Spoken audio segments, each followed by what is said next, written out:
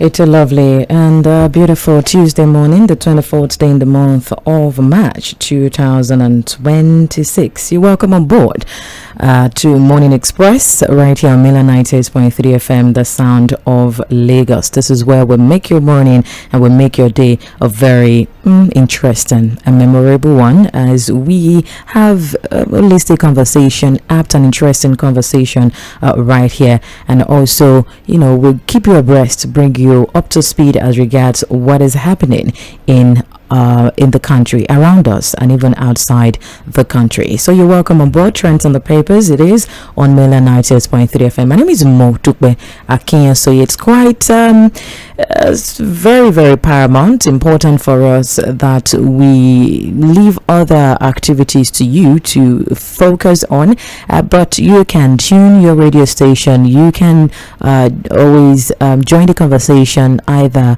on Facebook, YouTube, or website, or even on Radio Garden to join the conversation, and we just bridge that gap of keeping you abreast and bringing you up to speed as regards what's going on. So you're welcome on board once again. I will not just bring them to you, we'll definitely do well to analyze them. We give several perspectives to these issues for better understanding, right? And on Mainland Focus, we also make the conversation open as we turn the mic to you for you to also be part of the conversation, to also join the conversation and share your perspective, share your thought, right? Be it political issue, a lot is happening. We have how many states now in the ruling party, in the political space, especially towards the general elections.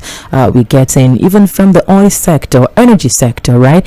A lot is happening. We're getting even warning from left and right. Dangote is warning us that if care is not taken, the impact we're getting from the Middle East is if it escalates, then we'll get more of the brunt of this, and a lot happening. A lot really happening, but you're welcome on board. We get into the conversation, but before then, you can join, like I mentioned earlier, on Facebook and YouTube at Mila 98.3 FM. That is the handle at Mainland 98.3 FM, and you can also listen via Radio Garden.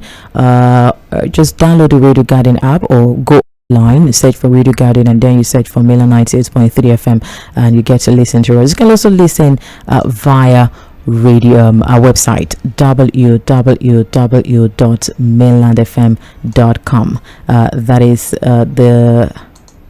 is our website. All right, we'll quickly get through to Side Forward, analyst for this morning, and I'll be back. But I want to play you something from Dangote.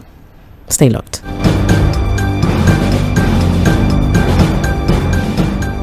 It's quite a lot. We don't have much to do with it, but the world is a global village, and it definitely will affect us, unfortunately. But we pray this situation will be sorted out. It's not going to escalate. If it doesn't de-escalate, we'll end up paying big prices. Like what I said earlier on to CNN. If you look at it today,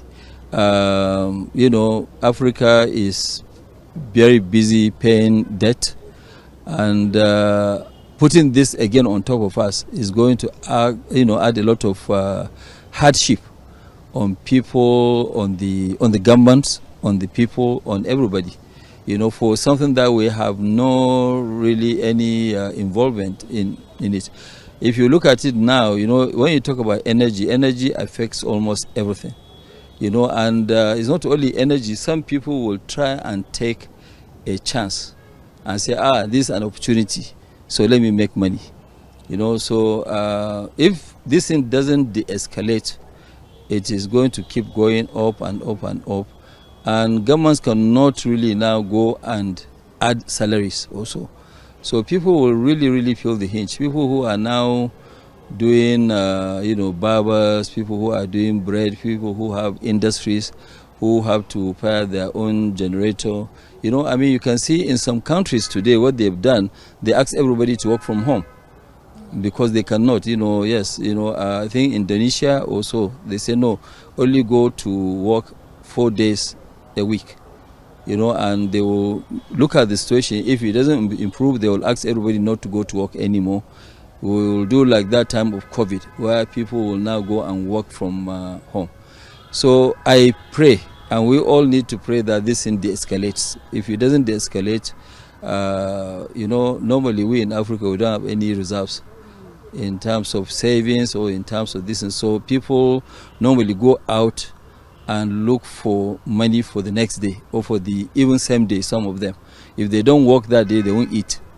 So I think really we just need all hands on deck to pray that this thing comes to an end.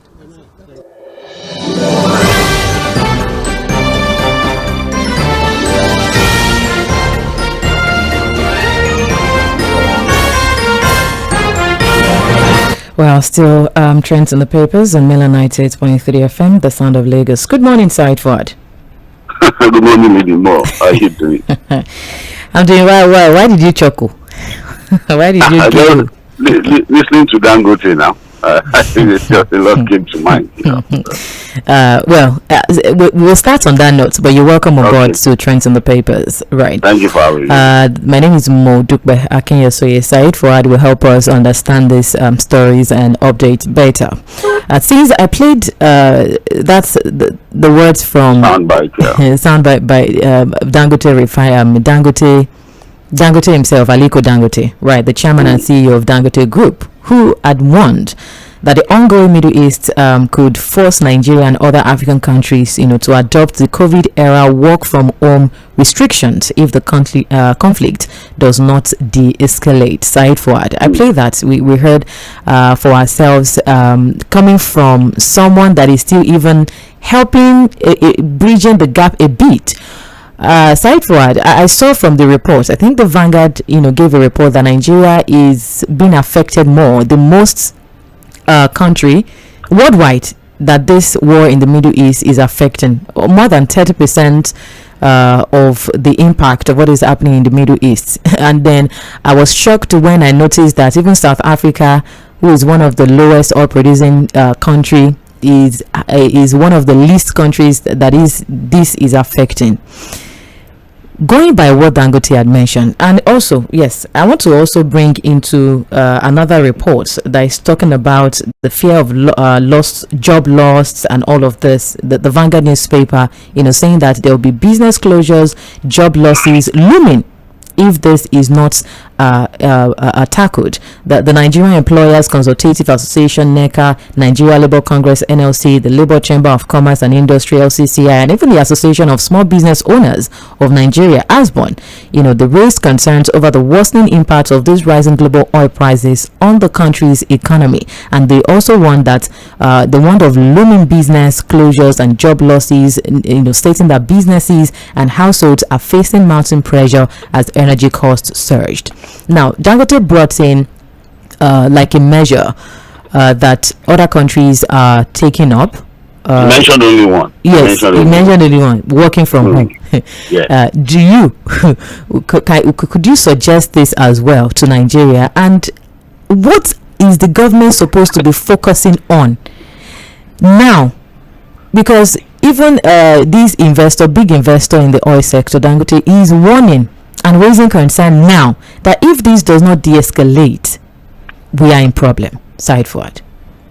Well, the green picture that Dangote is painting, if this crisis in the Middle East persists, if it doesn't de-escalate, I don't think it's anything that we don't already know, Lady Mo. Because again, it's just basically telling us what are the implications of rise in petroleum products, the price of petroleum products. It's always very easy to predict. It's just what it is, job losses, the rise in cost of production, transportation, logistics. So those are things we already know. I'm already feeling the effect, Lady Mo. So it's almost like Dangote just telling us that, look, we should brace up. If this war does not end or de-escalate, we might be facing tougher times ahead. Now, look, this is it, Lady Mo, and I'm going to ask you a few questions. Now, that statement from Dangote happened after he met with the president in Lagos, Abi? Right. So there was a meeting with the chairman CEO of the Dangote Group, the owner of the biggest single train refinery in the world as we speak, located here in Lagos. So he had a meeting with the president, and after the meeting, that was what he said. Now the question is, in a meeting with Dangote and the president, what do you think Nigerians were expecting to hear? No, wait now, you don't understand. You know that, the president is in Lagos, Dangote, the owner of one of the biggest refineries in the world, is now meeting with him. We are in a situation where there's a continuous rise in the price of petroleum products. And so after that meeting, what do you think Nigerians were expecting to hear? Of course, how we can the solution. maybe supply Dangote a partnership or agreement. Exactly. Maybe the president has called for a meeting. Okay, Ola wants to work with him. What can we do to help mitigate the effect of this Middle East crisis? Okay, can we begin to have some work partnerships? What can we do to at least help the people, right? Right. But now the president is not on record that the president said anything, told the press anything after that meeting, Abi. It was now Dangote that addressed the media, and what did he say? ᴏᴜᴜ.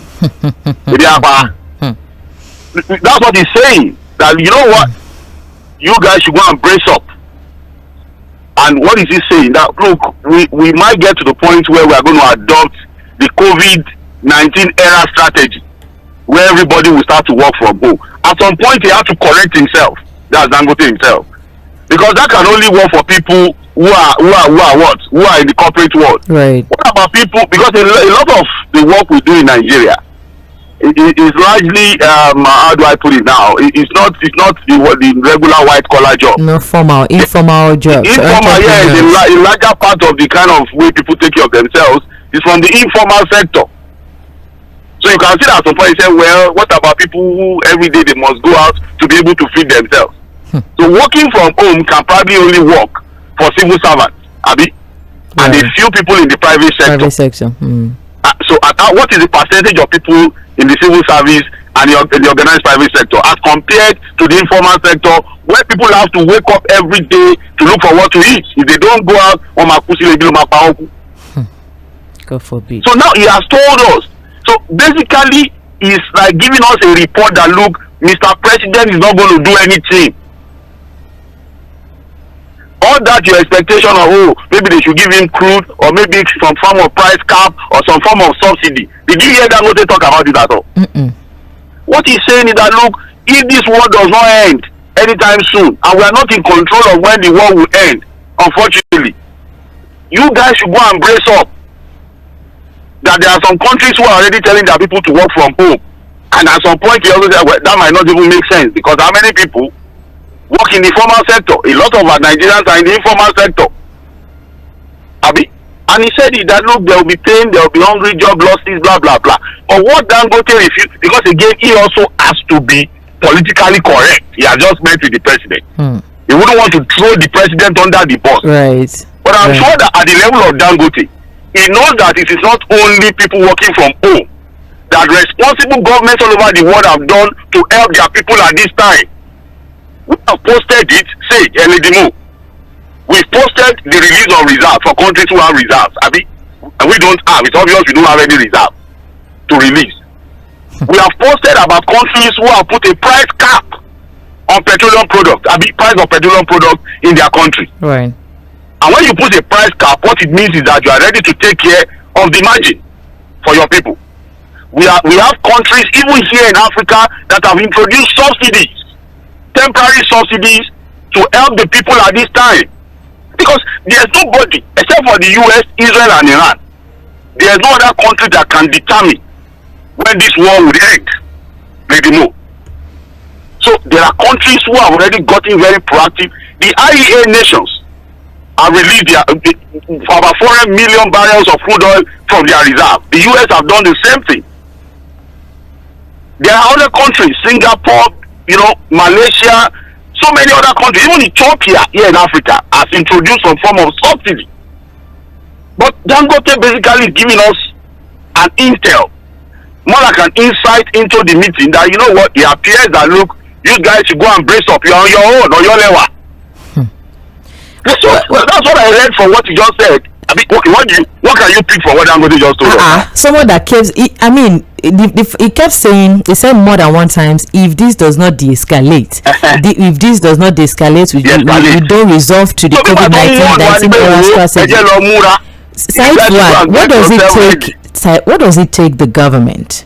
Because from the Vanguard newspaper, I saw a part saying, however, the 31 governors of the All Progressives Congress (APC) rose from a meeting last Sunday night, promising to roll out palliative measures. They talked about palliatives. God bless you. So pushing the effect of increase. What they is have started? They will start to share rice. The governors have started. Side forward rice.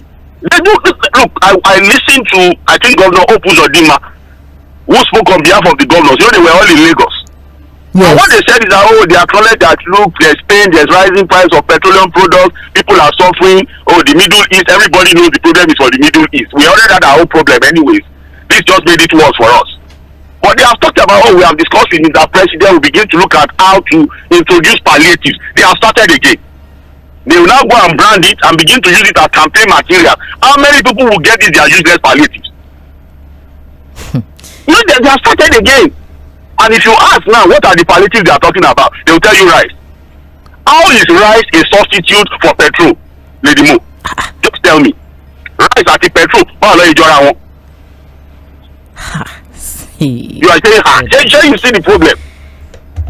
And that was why, people have been talking about, call Dangote, work with Dangote. Mr. President, you need to help us. Things are tough. We can't bear it anymore. And now Dangote has met with Mr. President. Look at the report. The anthem in the transportation, this thing, whatever. The anthem is share more. Don't you know the price of? I mean, these transporters, they are airborne. They're like, are you not buying fuel? Don't you know if you see the increase in the T fare? From normally where you take 200 naira, 300 naira, is now 500 naira, more than that. Somewhere where you transport from a place to another, maybe 500 naira, is now like 1,000 naira. This morning, you see how drivers and conductors are treating passengers like we are not in it together. Of course, that's why we are talking about this. And in just about a month, we've moved from about 800 something naira per liter to over 1,300, 1,350, 1,004 in some parts of Lagos. That's about almost like double the price. So what do you expect the public transporters to do? The people that can help are the people in government who can now step in. And that's why you see that all well-meaning Nigerians, people of intellect and thought, good thinking, I've always said, look, can we begin to look at how to have some form of good partnerships with Dangote? At least to the glory of God, as it stands today, it is said that about 90% of the petroleum products we use in the country today comes from Dangote refinery. What can we do to help him ramp up production to be able to do at least 100% for us? Look at, do you know that in some countries, they've even stopped the exportation of petroleum products as a policy that keep everything back home. We need it before you take it out.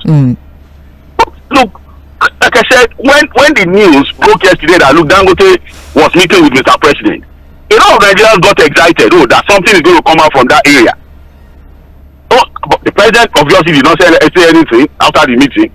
But Dangote has told you all you need to know about maybe the body language of Mr. President, about the fact that it appears that he's not interested in doing anything to help when it comes to the price of this product. The Minister of Finance already told us last week anyways that they are not interested in price control. Lady Mo. And basically that is what Dangote has stylishly told Nigerians now. That from the end of government don't expect anything. You guys should go and brace up. So far the price of this product continues to go up because of the crisis in the Middle East. You guys will suffer. You will see shaking. Go and get yourselves ready. All of those ones of being political correct, people may begin to work from home. He himself knows that it does not make any sense in the reality of the fact that, look, a lot of Nigerians are in the informal sector. So for people who have been waiting on the president and what could happen with Dangote, you now have your answers. Nothing is going to happen. Go and get yourself ready. More suffering ahead unless the war ends in Iran. Or maybe because I wanted to say that the fund for purchasing all these bags of rice, probably of course they are not buying. Which useless rice now? What? No, because who are the people that you see? Do you know that how I get irritated every time they talk about this rice? I have just told you, how is rice a substitute product for petrol or diesel? Someone that doesn't even have money to rice in the generator. I don't understand. Even cooking the rice, you can't afford other ingredients to cook the rice. I know somebody, when you get rice, what about the pepper? The money to buy gas? What about groundnut oil? Or you just eat it? Okay, are you going to begin to eat it? Can you chew rice like Gary? So where did this idea of sharing rice even come from? How did we get to the point where for every time people are in this kind of situation and then the government starts to think of how to help, the only thing they think about is how to share rice. Everything is about rice. Even if it's something that you can even eat without you need to cook it, we understand. I've just asked you, how did we get to the point where the only thing we think about when it comes to how the government has to step in to help the poor, the most vulnerable in the society, just go and share rice to them? Hence, we can't blame those that bring the topic of Nigeria as a sovereign nation, because you now wonder, you tend to ask something that is not happening in the country. I mean, far from where Nigeria is affecting us so badly. So, how independent are we even as a country? The world has become a global village, and I think that has been well established for years. That no country can exist in isolation. Even the almighty US cannot exist in isolation. They're also feeling the heat. They're also feeling the consequences of this needless war. Not for countries that have almost all the resources to make sure that the country is working fine. That's why we're saying that, because I've seen people who come up with this very blank, useless statement of, don't you know, it's a global thing, it is the one we know. You don't need to tell us what we already know. What we should be talking about is that what are other governments of the world doing now to help their people? And we have a number of governments already out there already stepping in to help mitigate the effects of these things. To the glory of God, we are even an oil producing nation. Unfortunately, we don't have any reserve that we can go into. Have you heard the government talk about any reserve? Yeah, Dangote spoke about it now. You mentioned it. There are no reserves. So let's not even bother ourselves. If we had a reserve, probably we'll go into our reserve to say, you know what, Dangote, from our reserve we'll give you crude at a discounted rate. I've seen people who talk about the crude oil is priced globally, and I said, you don't know what you are saying. Yes, when it comes to whatever goes into the international market, yes, that is the pricing model. But when it comes to local consumption, you can decide to adopt your own pricing model for the benefit of your people. Nothing stops you from doing that. Being a member of OPEC does not even stop you from doing that too. If you don't know, you don't know. Don't say things you don't know. So, Said Forward, as it stands, there are local determinants. There are local policies that can guide how you price your own product locally. It's only when the product gets into the international market that you have to abide by that pricing model. So, what are we doing locally? And I've told a lot of people who say, give crude oil to Dangote. We don't even have enough food to give to him. That's the problem. Even if we decide that we want to give it to him at discounted rate, no, we don't have enough crude. And that's why I'm saying that, look, let us allow Dangote get crude from wherever he wants to get it all over the world. At whatever price he's getting it. Can we work with him to say, you know what? Can we have some form of subsidy regime, a transparent subsidy regime for this period until things return to normal? That's what we are saying. Because if it's about giving Dangote crude, I said it, you can't give what you don't have. We don't have enough crude to give to Dangote. It's just what it is. There are debt obligations that we have to continue to meet up those obligations. We are not even producing enough crude. We have IOC agreements that we also must meet up with. So where would the crude come from to give to Dangote? Already Dangote tells you that every month it does about 18 million barrels of crude oil. The only one that Nigeria is able to give out of that is less than 6 million barrels. The remaining 12 million, he has to go all over the world looking for those. Where would you get 18 million barrels to give Dangote every month? Even if you want to discount it. So what we can do, get your crude oil, you are getting it, wherever you are getting it. Can we work out a subsidy, a transparent, subsidy regime, at least for this period?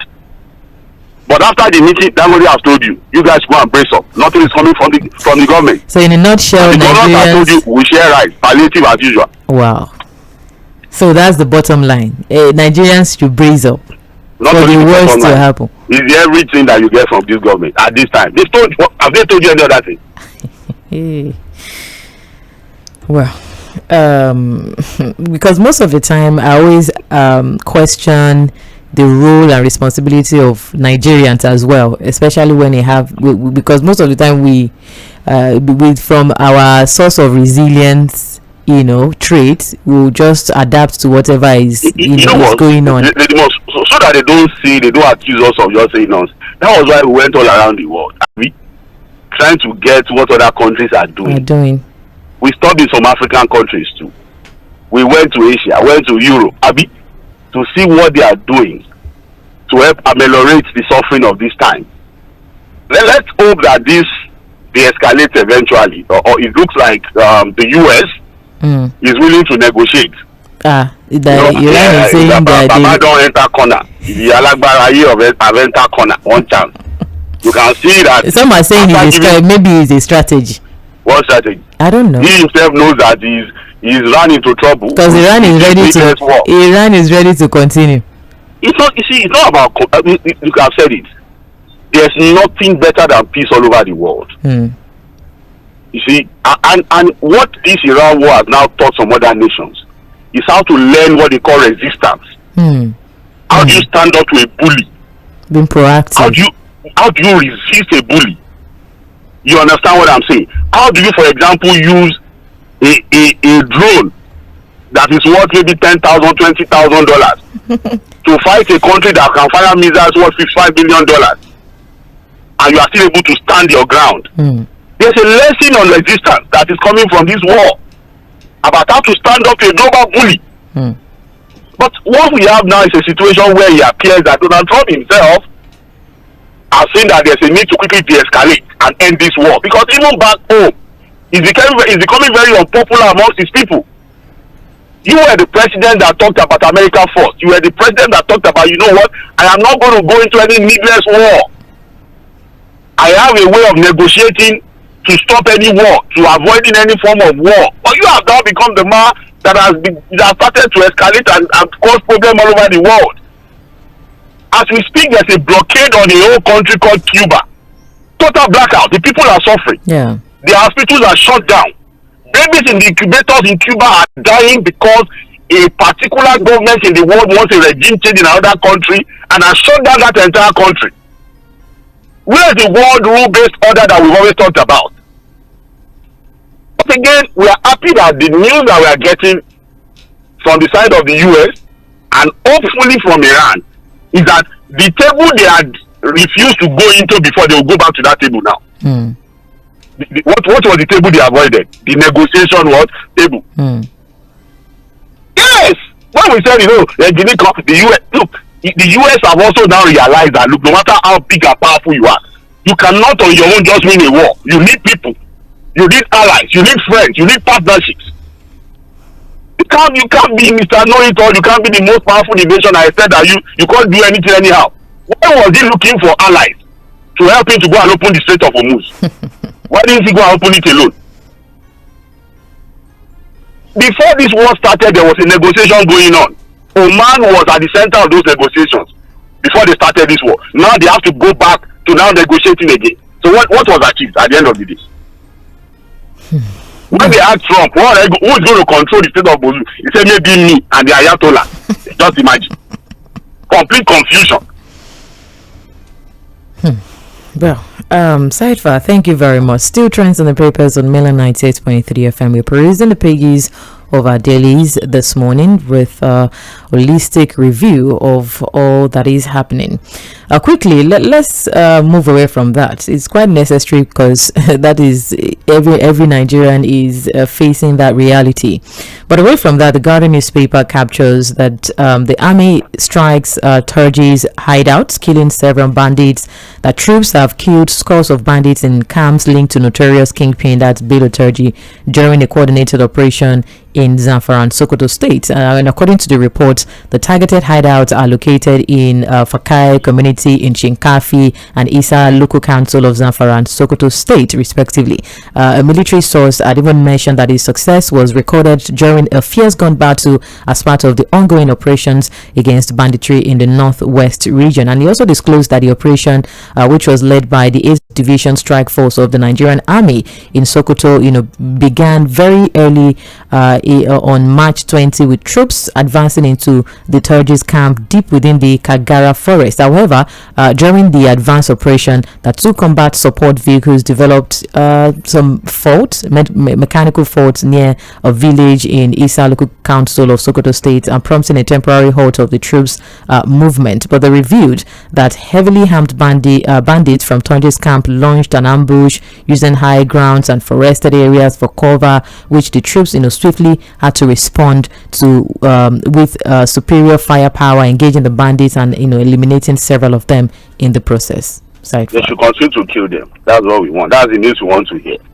That Turuji himself should be the fourth on the list of people that have been eliminated. We're happy that at least some of his men we have to sustain this war. We commend our gallant soldiers. The selflessness. And so when we hear news like this, it makes us happy. But more has to be done. We have to sustain this fight. Right. And we want the leaders of some of these groups taken out. This Turuji, we have been on this Turuji for some time now. This Bello Turuji guy. It's been a while. I think it will be a thing of joy if Nigerians learn that he's been eliminated. These are guys who have committed crime, killed Nigerians, maimed Nigerians, raped Nigerians, done a lot of havoc here. So we commend our gallant soldiers and we pray for them and hope for more success from that area. Right. Meanwhile, because earlier this week, yes, we had a report of boat mishap, and though authorities have dismissed that report, claiming that 150 bandits drowned in a boat accident in Sabongida area of Sokoto State.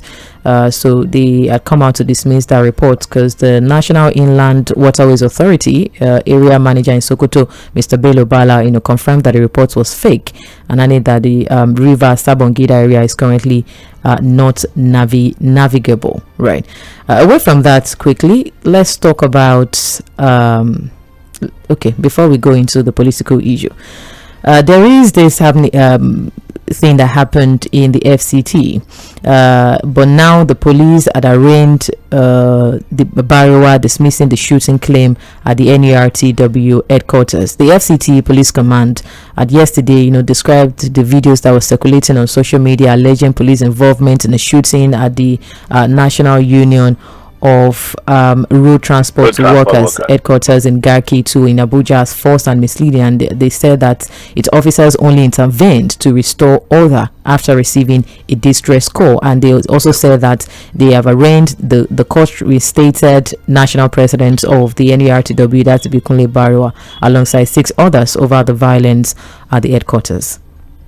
Well, again, we saw that, we got that, I think it was a trending video, yeah, where the headquarters of the National Union of Road Transport Workers was invaded. There was a storm from there's been this tussle between a particular Bárúwá and MC Oluomo on the leadership of the National Union of Road Transport, not Lagos. So Lagos, they have their own troubles too in Lagos. Yeah. But I think this one is a national issue at the national level. MC Oluomo had been in charge for some time now, but yesterday we saw that the headquarters was there was almost like we do call it an invasion, and the news was that the Bárúwá group had gotten a court judgment. I think the industrial court had given a judgment about the leadership of the union, and so they were there to enforce that judgment. But the question is, if you have a court judgment, how do you enforce it? You just go on your own to enforce it. There are processes to enforcing a court judgment. You can't on your own just go ahead to say you want to enforce a court judgment without the presence of court sheriffs and other authorized officials. It's not something you just unilaterally do. Unless we are going to descend into chaos and crisis. I don't know if you understand what I'm saying. Right. So I think it was on that ground that the police had to come in, and that's what they are saying, that look, for public disturbance, we had to arrest these guys and arraign them. And I think that's probably going to be the charge against them for trying to cause public chaos and disturbance.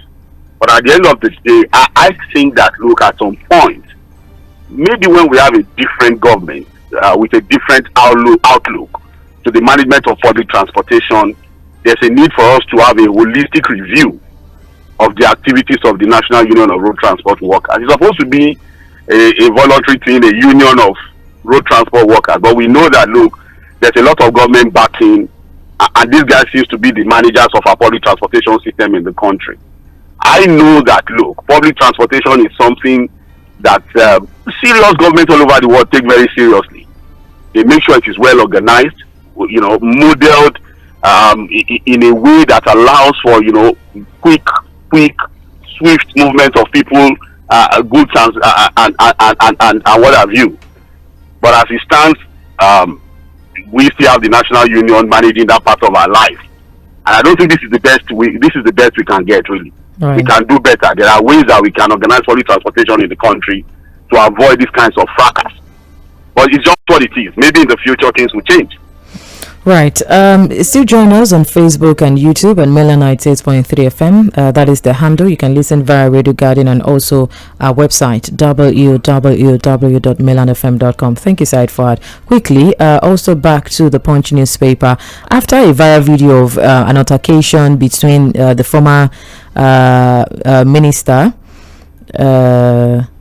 and the EFCC and the operatives of the EFCC, which generated, reactions online. The EFCC now is coming out to mark the Abuja property linked to former Attorney General of the Federation, Abubakar Malami, senior advocate of Nigeria, saying that the action is following a valid interim forfeiture order granted by the court. That's according to the commission spokesman Delo Yewale during an interview, saying that the marking of the property was meant to notify members of the public about its status following a forfeiture order, and explained that once a forfeiture order is issued, the agency has the right to attach or mark the property to caution the public. That's the updates from the dailies this morning. And they also dismissed claims that operatives raided the property, insisting that the commission only carried out the enforcement of a court order. Well, Malami and his people will go to court. He said that, look, the court order does not specifically say that the forfeiture should be on his property. The EFCC says no, the forfeiture is on his property. He is a senior advocate of Nigeria. He has enough within his space to defend himself and take up some of these matters in court. The only thing we are saying, and this is not just about Malami, we are just hoping that our institutions don't become tools for political harassment and political persecution. If you understand what I'm saying, we are still talking about the Ḥ-Rufai matter. The Ḥ-Rufai matter, I think the ICPC will be arraigning him tomorrow. No, today in Kaduna State. I think that's the report we have. Yes, today. If I'm correct, yes. So and that's like after holding him for how many weeks now, So, but again, we are not, because I've seen people say, oh, when they were there too, they misuse power, they abuse power. So you can't use wrong to correct another wrong. What we are saying is that, look, no matter what these guys may have done in the past, the reality is that we cannot continue to also support the abuse of power. Unless we are going to descend into a complete state of anarchy. Let the rule of law be followed, and we hope that our institutions are not reduced to just tools for political persecution. It has always been like that, majorly. Look at yesterday, I think there was an event I was watching on TV. It was an APC event. I saw Pius and Imperials. I think it was a committee for the upcoming convention, or maybe a South gathering of APC members and what have you. And the person I saw that was just so look at him. The governor of Delta State, Oborevwori. Then there was one former governor, the immediate past governor of Delta State. What's his name? Look at this one. Okay. He has just rapala into APC to protect himself. Because as we speak today, where are we on the Ifeanyi Okowa matter? The APC. And if you see the way he's struggling to also be part of them, they want to take picture of that. I said, look at this one. Or he has gone there to just go and protect himself, obviously. Because where are we on his matter? Where is the EFCC to tell us the update on the Ifeanyi Okowa matter, the immediate past governor of Delta State? Or he has gone into the APC to hide and protect himself too? Is that the way it's done? Well, since you mentioned the case of El-Rufai, the ICPC, has said they will arraign him before the Federal High Court in Kaduna today over the alleged corruption-related offences, and the planned arraignment is following the mounting pressure from stakeholders, including the ADC, which had demanded immediate release or arraignment of the former governor, and even stakeholders that described the continued detention of the former governor without formal charges as violation of constitutional right. Away from that, also let's go to the political scene, right? From the Punch newspaper, we're getting reports that Yᴏɪᴜ Ali may emerge APC consensus governor's candidate. That's according to the APC, which they are moving towards a consensus arrangement to settle on Deputy Governor of Lagos State, Obafemi Hamzat, as its governorship candidate for the next election, 2027 election in Lagos State. Similarly, the party stakeholders are said to also favor the senator representing Ogun West and chairman, Senate Appropriations Committee, Olamilekan Adeola, popular known as Yᴏɪᴜ for Ogun State, and senator representing Oyo South Senatorial District, Sharafuddin Ali, for Oyo State.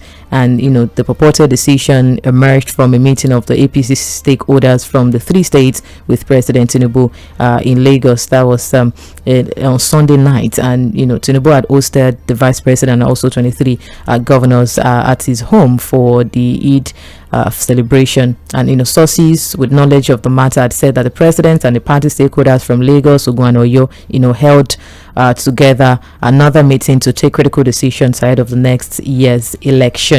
Side forward with okay. You know what? This is a very speculative story. Because it's just really speculative, right? And if you understand politics, you understand that at this particular time you are going to begin to see what we call planted story to sell different agenda. It is the job we do, and we know ourselves. We know the way our colleagues do it. So there was a meeting on name sources, people familiar with the story. When you begin to see all those kinds of things in a political story, be careful. People sources familiar with the matter, who said people in the meeting, but name sources. When you begin to see any report in the paper concerning any political story that has that kind of reputation, just take it. Don't go too serious with it. Yes, we know that. Look, there's a lot of there's a lot going on as to who is going to become what when it comes to the governorship seat in Lagos, Ogun, and Oyo. At least the persons mentioned are frontline guys. In Lagos, people are talking about the possibility of the deputy governor and that. But it's not the only one on the list. Of course. I still saw a group yesterday on TV campaigning for Muri Okwala, the personal secretary of the president, calling on him to come and run. You must run. We people our group is calling. You're going to see all manner of groups now coming up to say, look, we are calling on you to run. We are well-meaning, So it's a long list of possible candidates. A long list in Lagos, particularly. Right. There are people who are still talking about the possibility of Ambode. Yeah. Second term. Yeah. I've been. In fact, the one I just heard this morning is the combination of Ambode and Seyi Tinubu. Ambode on top of the ticket, Seyi Tinubu as deputy governor. I'm telling you, we hear all manner of combinations. But then in Lagos, I'm telling you. But you know that. Look. No matter what you hear, wait. One man will still decide for everything. That's where I'm going. I said, but then with all the speculations, but then we know what it is. The Jagaban will still decide for them. That's all it has always been. For the party, you understand what I'm saying? Yeah, for the of course party politics. So it is still going to be. And I've seen my other friends, some of my journalist friends who are from Ogun State, and I also told them that it is still the president that will decide for them in Ogun. They said no, Ogun is different when they are for the party. I'm not talking about the other parties. As far as the APC is concerned in Ogun State, I asked a few of them. Are you with me, Lady Mo? Yes, I'm with you. Will the president tell Dapo Abiodun, the Eléyìí of Ogun State, that it is Yᴏɪᴜ I want, and he will say he doesn't want Yᴏɪᴜ? He will go and do something else. So good. Tell me. Even when the president had not even become president, the governor is saying Eléyìí. So you go and tell Eléyìí, and Eléyìí will say no. So at the end of the day, it is the call of the president to make. He has the final say. And I agree with a part of that report that look, the APC is always doing consensus. They are not used to primary. Now it's a primary. It is somebody who just decide for everybody, and whether you like it or not, you have to take it. It's the pattern. The only time primary became the only option and the most reasonable option was when the president himself was contesting to be the candidate of the APC. You know, when he now said no, political consensus, at that point primaries became necessary. But normally they don't like primaries. They don't do it. That was why when I saw that part of the report, highly speculative though, but I knew that look, this is a party that is not used to doing primaries.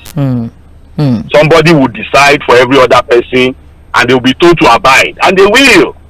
Well, still talking about politics quickly. Let's take a quick look at the statement credited to Governor of Nasarawa State, Abdullahi Sule, who is dismissing dismissing the ADC as the negligible political threat ahead of the 2027 general elections. You know, he's arguing that the ruling APC has no reason to feel threatened by an opposition party that does not control a single state in the country. We have like 31 governors already. Do you think you can stand to, you know, as a threat to the ruling APC? That's according to Governor of Nasarawa State. Yes.